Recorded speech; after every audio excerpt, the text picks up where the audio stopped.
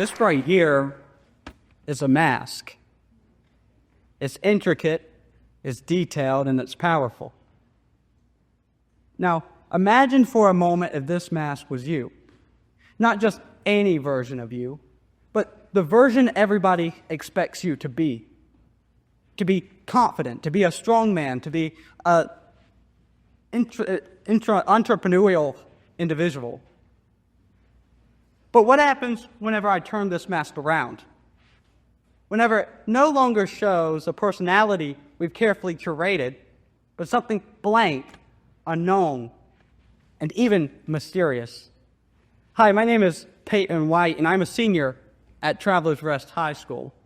And I'm here today to talk to you about that right there. Every leader you know, from kings to your boss at work, wears one of these. And the question isn't whether they wear it, but whether they know when to take it off. Because as I will show you today, leadership is not about the mask you show the world. It's about the courage to remove it. Plato and Aristotle debated over whether or not leaders were born or whether leaders were made. And in my opinion, leaders are made, but not in the way you might think. They're made by us, by the expectations, the fears, the desires that we, the people, project onto them. And so we don't just follow leaders, we build them, piece by piece, until they become something larger than even life itself. And so every leader, no matter how charismatic, wears one of these. The thing about the mask is that it's different for every individual. It's easy to hide behind the mask because they're not just worn for show. They, yes, protect, they hide, they deceive. But for a leader, they are so much more essential because they are the difference between rising into greatness and falling into ruin. We think we want authentic leaders, leaders who are honest, genuine, real. But let's be real with ourselves for a second. Authenticity is terrifying. Deep down, we want something else, something more reassuring. So we want individuals who are confident, who are strong. And in the search for these qualities, we create masks for them to wear. Now, if I asked you or told you that you had to lead a nation, a company, a movement, could you show up as your real, unfiltered self?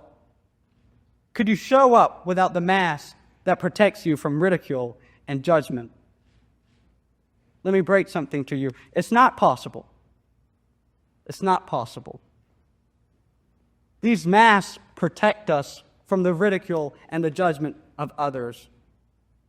And I think more importantly here, we have to acknowledge the fact that these charismatic leaders are experts at managing perceptions and showing you what they want you to see. They are actors in the greatest performance of their life. They stand on stage not as themselves, but as projections, symbols, and yes, even myths. The truth is irrelevant. What matters is the story you're willing to believe.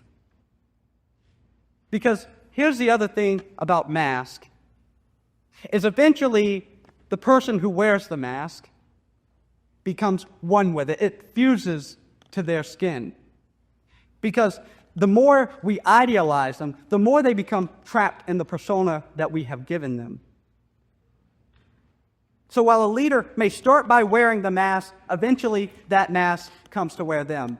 Because charisma is a double-edged sword. Yes, it elevates leaders, but it also confines them.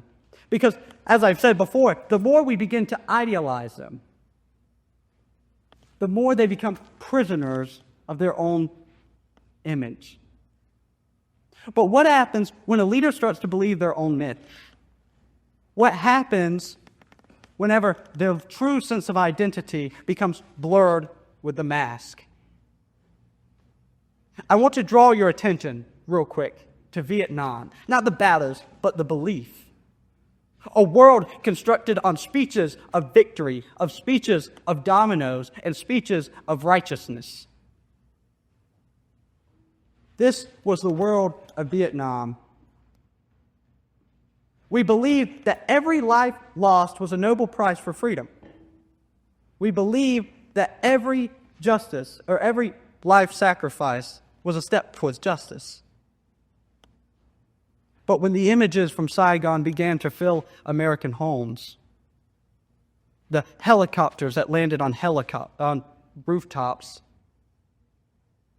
and the children and the adults whose hands clung to hope, America didn't just have a strategic collapse, it was an existential collapse.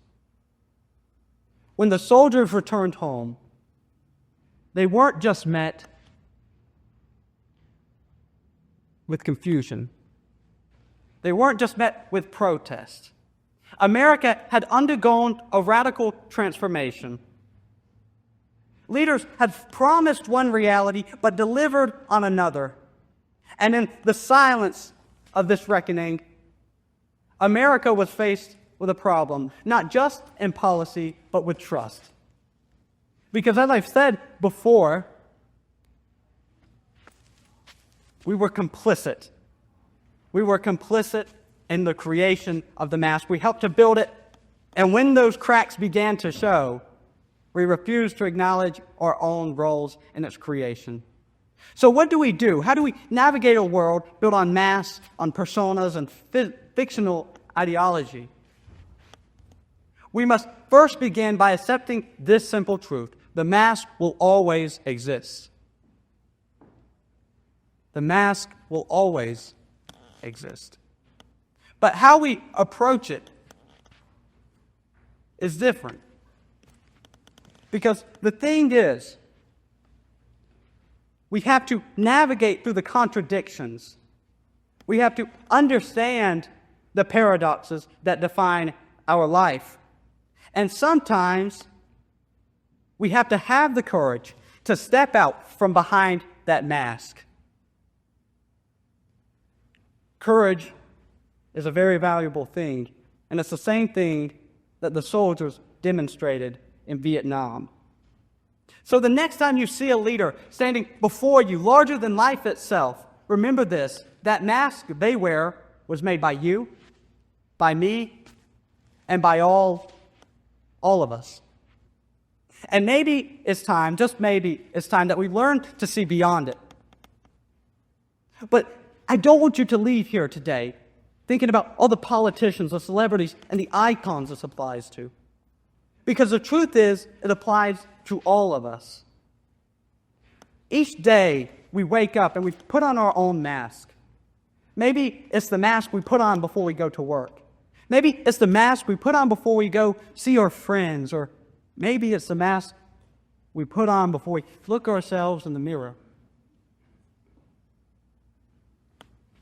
But the mask always exists. And the greatest leaders aren't the ones who hide behind it, but are the ones who are willing to take that leap of faith, to demonstrate the same confidence and the same courage those soldiers did in Vietnam, and to walk out into uncertainty. And it's exhausting, isn't it? To constantly have to balance between what others want you to be and who you truly are. It's exhausting to constantly exist in this limbo state. We all curate parts of ourselves to show the world. We exaggerate the traits that we think will bring us success, love, and even influence. And we try to suppress and get rid of those traits that we think might bring us or not let us be accepted into society. So when you leave here today, instead of asking yourself, how can I make my mask flawless? How can I be perfect? I challenge you to ask a different question instead. How can I let myself shine through this mask? How can I let myself shine through the cover that exists in front of me that I put up for other people? Because when you become a leader, here's the funny thing. When you become a leader, you do not have to become someone new. The world already has enough flawless personas. What the world needs is more authenticity. People who are willing to let their guard down. And so, the lesson I leave you here today is that leadership is not always about wearing the mask or hiding behind the mask. Leadership is about the ability to, yes, recognize it, and then the ability, the courage, the humility to then step outside of it and to let the world see who you truly are. Thank you.